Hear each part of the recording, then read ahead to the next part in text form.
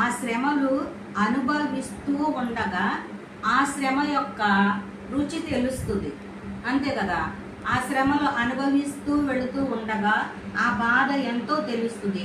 కానీ యేసు ప్రభువు వారికి ఆయన పడుచున్నటువంటి ఆ యొక్క పొందబోవునటువంటి శిలువ శ్రమలు ఎంత ఘోరాతి ఘోరంగా ఉన్నాయో ఆయనకు కళ్ళకు కట్టినట్టు కనిపిస్తున్నాయి అన్నమాట.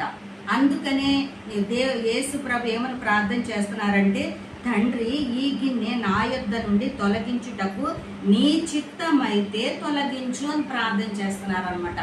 ఈ గిన్నె పిన్ని ఆ బైబిల్ ఏమనుంది ఒక్కసారి చదువు, ఆ ఒక్క ముక్తే. తండ్రి, నీ చిత్తమైనచో ఈ పాత్రను నా నుండి తొలగింపుము. ఈ పాత్రను నా యొద్ద నుండి తొలగించుము.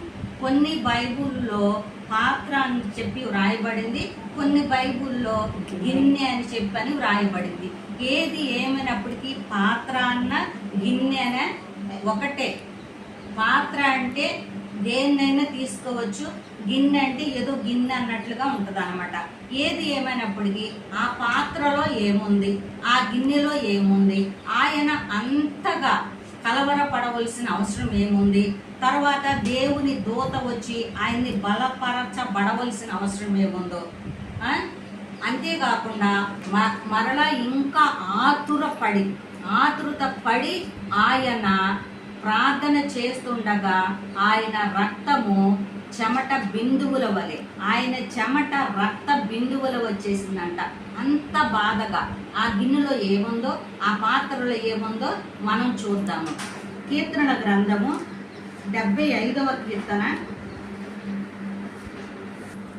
ఇక్కడ ఆ యొక్క పాత్రలో ఏముంది అని మనము ప్రశ్న వేసుకున్నాము.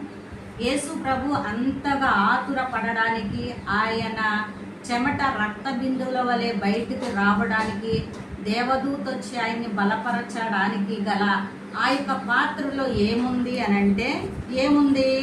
యెహోవా చేతిలో ఒక పాత్ర ఉన్నది, అందులోని ద్రాక్షారసము పొంగుచున్నది, అది సంభారముతో నిండి ఉన్నది, ఆయన దానిలోనిది పోయిచున్నాడు. హల్లెలూయా. యెహోవా చేతిలో ఒక పాత్ర ఉందంట, దానిలో ద్రాక్షారసము పొంగుచున్నదంట. ఆ బైబుల్ ఏముంది? ప్రభువు చేతిలో పానపాత్రము ఉన్నది, దానిలోని ద్రాక్షారసము నొరగలు గ్రక్కుచున్నది. హల్లెలూయా. కాగుచున్నటువంటిది పొయ్యి మీద పెట్టి, పొయ్యి కూడా కాదది, ఒక బాయిలర్లో పెట్టి, కంపెనీల్లో బాయిలర్లు ఉంటాయి అనమాట, ఆ బాయిలర్లో పెట్టి ఏదైనా కావచ్చు